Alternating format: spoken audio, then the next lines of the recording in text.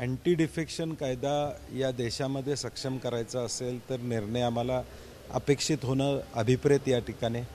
एका बाजूला डॉक्टर बाबासाहेब आंबेडकर साहेबांनी दिलेली घटना आणि दुसऱ्या बाजूला घटना बदलण्याचा चाललेला प्रयत्न, यामधला हा निर्णय देशाच्या दृष्टीनं महत्त्वाचा असणार आहे। दुसरा महत्त्वाचा विषय असणार आहे की विधिमंडळाचे अधिकार हे अबाधित ठेवायचे असतील तर अध्यक्षांनी हा निर्णय घेणं अभिप्रेत आहे आणि तो निर्णय घ्यावा अशी आमची अपेक्षा आहे, तरच देशातल्या विधिमंडळाचे अधिकार कायमपणे राहतील। नाहीतर आज निर्णय चुकीचा घेऊन परत सुप्रीम कोर्टामध्ये न्याय मिळाला तर उद्या सगळेच विषय विधिमंडळातले सुप्रीम कोर्टामध्ये जातील आणि म्हणून विधानसभा अध्यक्षाकडून पारदर्शकपणे हा निर्णय व्हावा अशी आमची अपेक्षा असणार।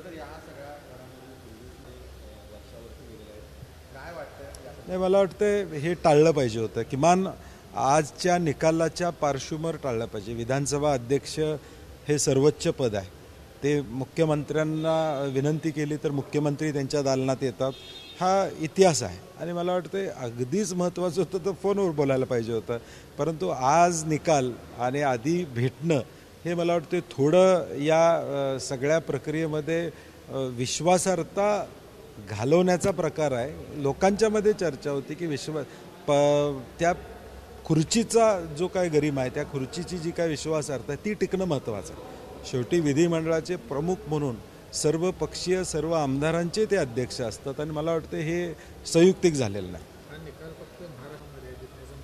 नाही, मी म्हटलं ना, देशाच्या या निकालावर लक्ष असतील। उद्या पक्षातून निवडून आलेली माणसं काही निर्णय घेतील, उद्या हा निर्णय विधानसभेपुरता मर्यादित असणार नाही, हा जिल्हा परिषद, पंचायत समिती, महापालिका, नगरपालिका हे गोल सर्कल फिरून प्रत्येकाकडे येणार आहे। प्रत्येक पक्षाला या अडचणीला तोंड द्यावं लागेल आणि म्हणून मला वाटतं विधानसभा अध्यक्षांनी सारासार विचार करून लोकशाही टिकवायसाठी निर्णय घ्यावा अशी आमच्या काल रात्री वर्षमंत्री यांची चर्चा झालेली आहे, काय वाटतं तुम्हाला? नाही, मला वाटतं राज्यातलं वातावरण बदल काहीतरी फीडबॅक त्यांना मिळाला आहे आणि आजच्या निकालावर कायदा आणि सुव्यवस्था कशा पद्धतीची ठेवायची किंबहुना त्यासाठी, कारण की ज्यावेळी निकालाच्या पार्श्वभूमीवर मुख्यमंत्री उपमुख्यमंत्री एकत्र भेटतच असतात, परंतु काल निकालाच्या पार्श्वभूमीवर आदल्या दिवशी भेटणं आणि 144चं कलम ते ठीक आहे, ते लावलंच जातं अनेकदा, त्याचा विषय नाही, परंतु कालची बैठक महत्त्वाची आहे कारण की काहीतरी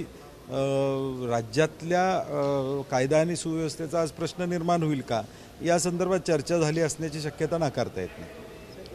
कोल्हापूर जिल्हा विधानसभेच्या आपल्या आघाडीच्या वतीने साधारण चेहरे कोण असण्याची शक्यता? नाही, इच्छुक बरेच जण आपल्याला बघायला मिळतात। अनेकांनी शिवसेनेतून इच्छा केलेली आहे, काँग्रेसमध्ये इच्छुक आहेत, राष्ट्रवादीमध्ये इच्छुक आहेत, वरच्या पातळीवर काही वेगळ्या चर्चाही या ठिकाणी सुरू आहेत आणि म्हणून मला वाटतं येणाऱ्या 8-10 दिवसामध्ये पिक्चर क्लिअर होईल की सीट कुणाला मिळते आणि सीट मिळाल्यानंतर उमेदवार हा निश्चित होईल, परंतु निश्चितपणे महाविकास आघाडीचे दोन्ही उमेदवार कोल्हापूर आणि हातकणंगलेमधून निवडून येतील। नाही, अजून मी काय म्हणतो की आज सीट वाटप होणं महत्त्वाचं आहे। दिल्ली स्तरावर याची चर्चा चालू आहे, काल दिल्ली स्तरावर प्राथमिक बैठक झालेली आहे आणि म्हणून जे घटक पक्ष आहेत त्यांच्याबरोबर चर्चा सुरू आहेत आणि मला वाटतं यातून निर्णय 8-10 दिवसामध्ये होईल, झाल्यानंतर हिची स्पष्टता होईल। नाही, अजून वरिष्ठ पातळीवर त्याची चर्चा चालू आहे। परवा राजू शेट्टी उद्धवजींना भेटलेले आहेत, माझ्याशी मधल्या काळात त्यांची चर्चा झाली होती, परंतु अजून त्यामध्ये क्लॅरिटी यायला 8-10 दिवस लागतील। साहेब, उद्योगमंत्री हे उलट आहे म्हणतात, काँग्रेसचे 14 लोक नाही, मला वाटतं आता हे करत राहणार सरकार, कारण नसताना संभ्रम निर्माण करायचा तसा कुठलाही प्रकार त्यामध्ये होणार नाही। काल देखील सुनील केदारांना जामीन त्या ठिकाणी मिळालेला आहे आणि अडचणीत आणण्याचा त्यांचा प्रयत्न असला तरी काँग्रेस एकसंघ आहे आणि अगदी त्यांचे खासदार म्हणतायत तुमच्या वक्तव्यामुळे आमची दखल घेतली जाते।